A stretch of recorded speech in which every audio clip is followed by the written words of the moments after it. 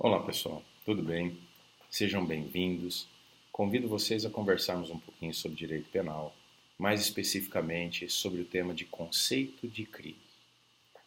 Pois bem, quando nós nos dedicamos a estudar o conceito de crime no direito penal, a primeira coisa que nós desde logo vamos perceber é que não existe uma definição completa, perfeita, fornecida pelo direito penal, pela legislação, a respeito do que seja o crime.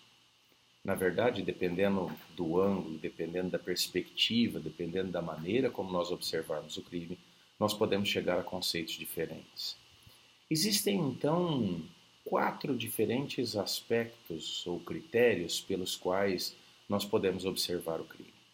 Existe a definição que se dá pelo aspecto formal, a definição que se encontra pelo aspecto material ou substancial e ainda a definição que se encontra pelo aspecto legal e pelo aspecto analítico. A definição que se encontra pelo aspecto formal é a mais simples de todas. No aspecto formal, nós estamos observando o crime apenas pelo seu aspecto exterior, pela sua aparência exterior, e então nós percebemos que crime é a conduta humana proibida pela lei penal, ou crime é a conduta humana, o proceder humano, a ação ou omissão humanas, a que o ordenamento jurídico associa uma sanção como sua natural decorrência. Comportamento humano, conduta humana, a que o ordenamento jurídico liga, associa uma sanção como sua natural decorrência. Esse é o aspecto formal do crime. Se nós observarmos o crime pelo aspecto material ou substancial, nós estaremos então analisando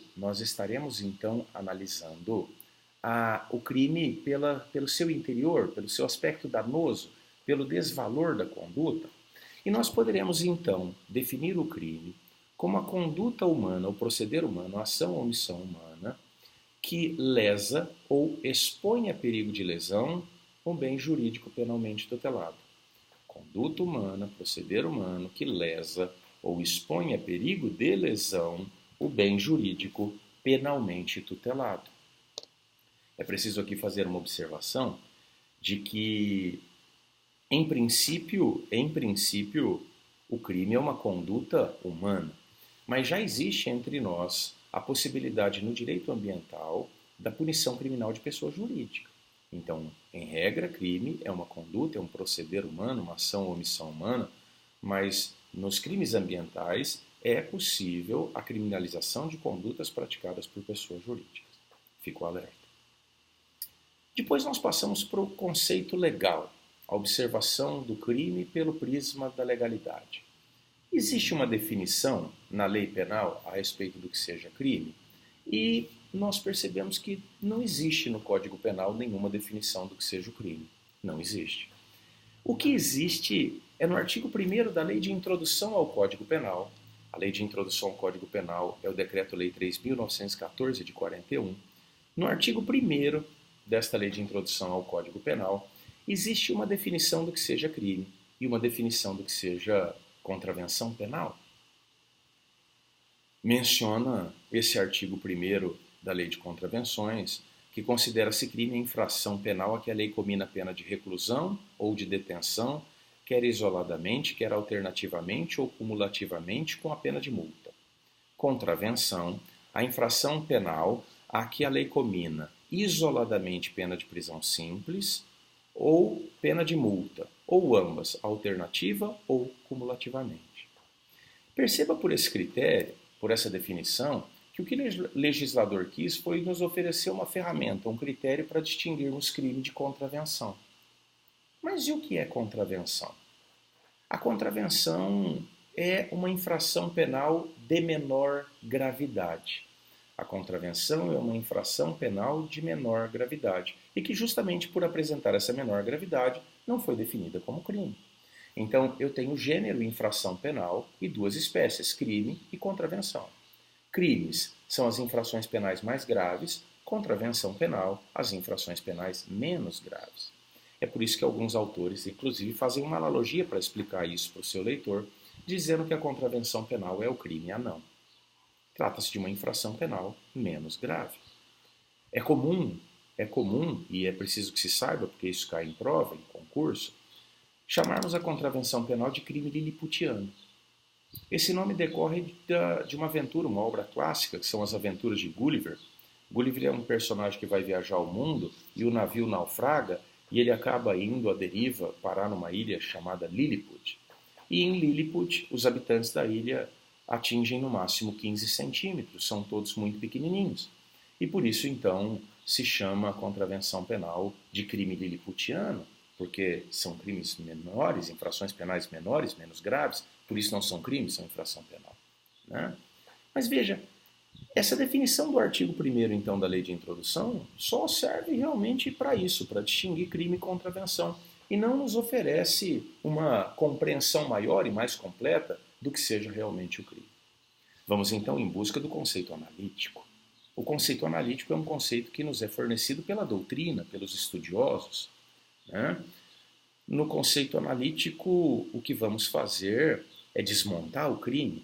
O conceito analítico é aquele a que se chega através da decomposição do crime. Nós vamos desmontar o crime, decompor o crime. E para que faremos isso? Faremos isso para que possamos encontrar cada um dos elementos que compõem o crime.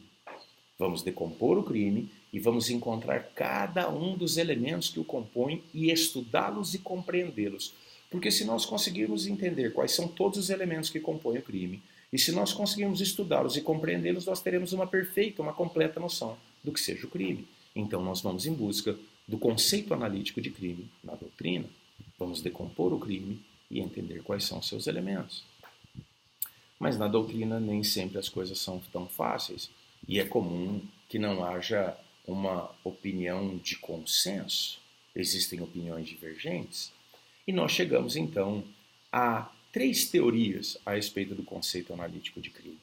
A teoria quadripartida, que entende que o crime é composto de 4 elementos: fato típico, ilicitude, culpabilidade e punibilidade. Para quem segue a teoria quadripartida, o crime é fato típico, ilícito, culpável e punível. A teoria tripartida, que entende que crime é fato típico, ilícito e culpável. Então são 3 elementos: o fato típico, a ilicitude e a culpabilidade. E a teoria bipartida, que entende que crime tem 2 elementos: fato típico e ilicitude. Crime é fato típico e ilícito. Bom, precisamos avançar um pouco mais e entender qual é a teoria que domina, preponderante. Nisso afastamos de pronto a teoria quadripartida. E o problema da teoria quadripartida está no seu último elemento, que é a punibilidade. A punibilidade é consenso na doutrina, não é elemento do crime, mas a sua natural decorrência. A punibilidade é a consequência do crime e não elemento do crime. E é fácil perceber isso. Imaginem as senhoras e os senhores um crime, o sujeito foi condenado, foi punido, transitou em julgado a condenação, temos um título executivo judicial que é a sentença, e agora o Estado, através da vara de execução penal, precisa executar esse título, precisa executar essa condenação. Mas o Estado tem para isso um prazo. Se ele não executar dentro desse prazo, ocorre um fenômeno jurídico chamado prescrição. E a prescrição é causa de extinção da punibilidade. Ocorrendo a prescrição, punibilidade não mais haverá e o Estado não poderá executar a pena. Porém, o crime continua existindo, não deixou de existir. A ausência da punibilidade, então, percebam, a ausência da punibilidade não afasta o crime. O crime continua existindo, mesmo sem a punibilidade. Ora, isso é prova, então, de que a punibilidade não é elemento do crime, mas uma consequência do crime, um seu desdobramento. Afastamos, então, a punibilidade e, com isso, a teoria quadripartida. Ficamos, então, entre a teoria bipartida e a teoria tripartida. O que existe de diferente entre elas é apenas a questão da culpabilidade, porque tanto a teoria bipartida quanto a teoria tripartida entendem que fato típico e ilicitude são elementos do crime. Mas a teoria bipartida para por aí, enquanto a teoria tripartida ainda acrescenta a culpabilidade. Vamos a isso. Iniciamos pelo fato típico. O que é fato típico? Fato típico é a descrição da conduta penalmente relevante. Fato típico, resumidamente, é a descrição da conduta penalmente relevante. E qual a consequência da ausência dessa descrição? Qual a consequência da ausência do fato típico? Se nós formos visitar o artigo 5º, inciso 39 da Constituição Federal e o artigo 1º do Código Penal, nós encontraremos um princípio muito importante do direito penal, que é o princípio da reserva legal, e lá então está expressamente mencionado: não há crime. Repito, não há crime sem lei anterior que o defina. Essa lei anterior que defina a conduta criminosa é o que é o fato típico, constitui fato típico. Ora, sem fato típico não há crime. Palavra da lei. Não há crime sem fato típico. Ora, se ausente o fato típico não há crime, a consequência é a conclusão óbvia e lógica de que o fato típico é um elemento do crime, o primeiro elemento do crime. Mas não basta que a conduta constitua fato típico, porque exige-se ainda um segundo elemento, que é a ilicitude. Porque é possível, às vezes, praticar-se fato típico sem que se incida em um crime. A conduta, além de constituir fato típico, precisa ser ilícita. E o que significa ilicitude? Ilicitude é a relação de contrariedade da conduta com a lei. Ilícita é a conduta que fere a lei, que é contra a lei. Ilícita é a conduta que não é lícita. Ilícita é a conduta proibida, não permitida. Agora, e se estiver ausente essa ilicitude? Porque se formos ao artigo 23 do Código Penal, nós encontramos lá uma norma penal não incriminadora, permissiva, justificante. E o que faz essa norma penal? Ela exclui a ilicitude. Então, lá no artigo 23, nós temos as hipóteses de exclusão da ilicitude, que são estado de necessidade, legítima defesa, estrito cumprimento do dever legal e exercício regular de direito. Ora, diz o artigo 23, não há crime. Não há crime quando o sujeito pratica o fato amparado pelo estado de necessidade, legítima defesa, estrito cumprimento do dever legal e exercício regular de direito. Então, ausente a ilicitude, não há crime. A conclusão lógica e segura a que se chega é de que a ilicitude é então também um elemento do crime, porque ausente a ilicitude, não há crime. Bom, os adeptos da teoria bipartida param por aí, são só esses os elementos do crime. Os adeptos da teoria bipartida entendem que a culpabilidade não é elemento do crime. A culpabilidade é apenas um pressuposto para a aplicação da sanção. Como chegam eles a esta conclusão? Veja, eles observaram que, ausente o fato típico, diz a lei, não há crime. Ausente a ilicitude, diz a lei, não há crime. Encontramos isso no artigo 5º, inciso 39 da Constituição, artigo 1º do Código Penal, artigo 23 do Código Penal. Mas e a culpabilidade? O que é a culpabilidade?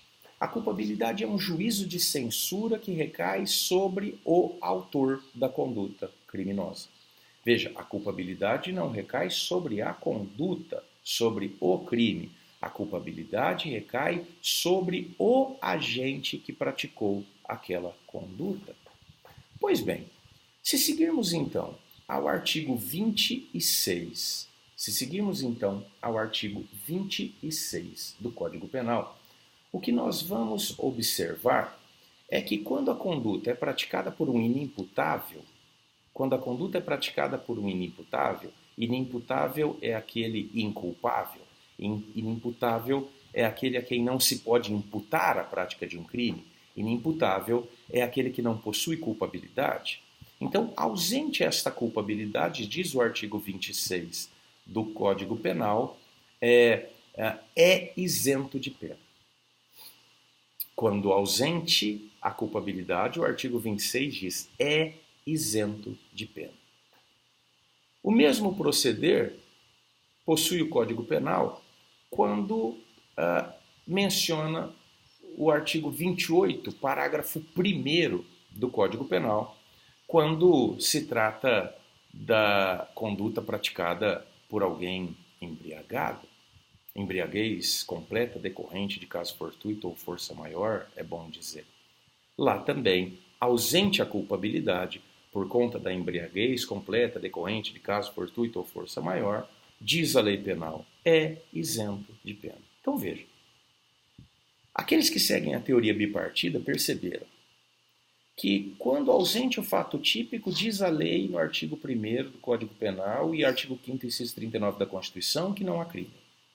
Ausente a ilicitude, diz o artigo 23 do Código Penal, não há crime. Mas ausente a culpabilidade, diz o artigo 26 do Código Penal, que é isento de pena o agente. Diz o artigo 28, parágrafo 1º do Código Penal, que é isento de pena ao agente. Ora, isento de pena, então não se aplica a pena, mas crime há. Crime há. E apenas não se lhe aplica a pena, não se aplica a pena ao agente por faltar-lhe a culpabilidade. Mas crime há. Logo, concluíram os estudiosos que seguem a corrente bipartida que os elementos do crime são fato típico e ilicitude e a culpabilidade é apenas um pressuposto para a aplicação da sanção. Mas aí, os estudiosos que seguem a teoria tripartida fazem a seguinte observação. Se nós seguirmos essa ideia, nós teremos então que dizer que os menores de 18 anos praticam crimes. Porque o menor de 18 anos pratica um fato típico e ilícito e apenas não é punido, não se lhe aplica a pena por faltar-lhe a culpabilidade. Mas ele praticou fato típico e ilícito, então, portanto, ele praticou crime.